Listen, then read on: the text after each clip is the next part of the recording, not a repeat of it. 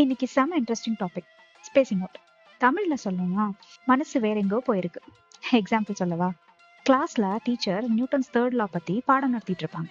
ஆனா நாம lunch bell இன்னும் அடிக்கலையேன்னு யோசிப்போம். ஆஃபீஸ்ல மேனேஜர் மீட்டிங்ல குவார்டர்லி பட்ஜெட் எக்ஸ்பிளைன் பண்ணுவாரு. நாம இன்னைக்கு என்னடா நம்ம அமேசான் டெலிவரி இன்னும் ஆகலையேன்னு யோசிப்போம். இதை விடுங்க, உங்க ஃப்ரெண்ட் உங்ககிட்ட வந்து இன்னைக்கு என்ன ஆச்சு தெரியுமா அப்படின்னு கதையை ஸ்டார்ட் பண்ணுவாங்க.